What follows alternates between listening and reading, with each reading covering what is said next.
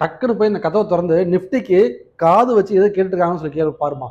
Nifty நம்ம நேற்று என்ன சொன்னோமோ அப்படியே நடந்திருக்குதுங்க. ஆமாம், எஸ், காதில் வாங்கின மாதிரியே நிஃப்டி வந்து பார்த்தீங்க அப்படின்னா 24,750 வரைக்கும் போவான்னு சொல்லியிருந்தோம், மேலே போயிருந்தா. ஸோ அதே மாதிரி நீங்கள் வந்து பார்த்தீங்க அப்படின்னா 24,756 ஒரு 6 பாயிண்ட் மேலே போயிருச்சு, கோச்சிக்காதீங்க. ஸோ இது வரைக்கும் போயிருக்கு. அதே போல் கீழே வர மாதிரி வாய்ப்பு இருந்தால் 24,550 வரைக்கும் வருவாங்கன்னு சொல்லியிருந்தோம்.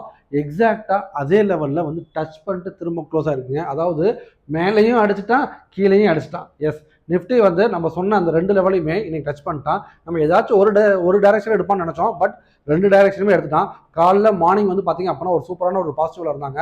அதே போல் ஆஃப்டர்நூன் வந்து பார்த்தீங்க அப்படின்னா அப்படியே கொஞ்சம் கொஞ்சமாக அழுத்த ஆரம்பிச்சிட்டாங்க. பிகாஸ் குளோபலி வந்து profit booking, but global economic இஷ்யூஸ்னால இது இன்னைக்கு மத்தியானத்துக்கு அப்புறம் டவுன் ஆயிடுச்சு. இட்ஸ் ஓகே, பரவாயில்ல. ஸோ நிஃப்டி நாளைக்கு என்ன பண்ணும் அப்படின்றதுக்கு முன்னாடி நான் தான் உங்கள் Arun from Tata Academy.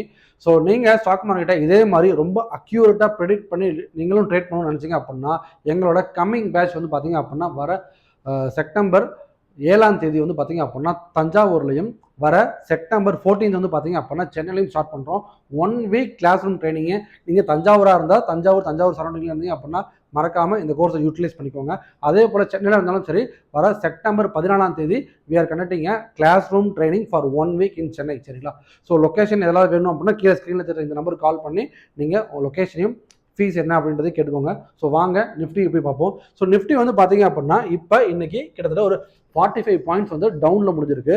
So இது வந்து ஒரு டவுனான்னு சொல்லி கேட்டால் இல்லைங்க. சரிங்களா?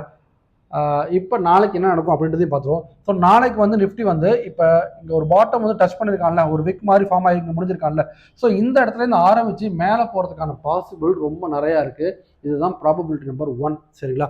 ஸோ இது நடந்துச்சு அப்படின்னா மார்க்கெட் நல்லா மேலே போகும். அதே போல் இதே இந்த சப்போர்ட் உடஞ்சிருச்சு, அதாவது 24,550 அல்லது 30, சரிங்களா, இந்த சப்போர்ட் உடஞ்சிருச்சு அப்படின்னா நிஃப்டி திரும்பவும் கீழே விழுறதுக்கான பாசிபிலிட்டிஸ் ரொம்பவே நிறையா இருக்குதுங்க. ஏற்கனவே சொன்ன மாதிரி தான், நேற்று ஏதோ க்ரீன் ஆகி போயிட்டான், இன்னைக்கு வந்து பார்த்தீங்க அப்படின்னா கொஞ்சம் மேலேயும் போயிட்டு கீழே வந்து சைட்வேஸில் முடிச்சிட்டான். பட் நாளைக்கு மேலே போகல அப்படின்னா பரவாயில்ல, கீழே வராமல் இருந்தால் வரைக்கும் சந்தோஷம். சரிங்களா? ஸோ நாளைக்கு லெவல் என்ன கேட்டிங்க அப்படின்னா ஸோ இதே லெவல் தாங்க, இதே லெவலில் தான் நாளைக்கு நிஃப்டி ட்ரேட் ஆக போகுது.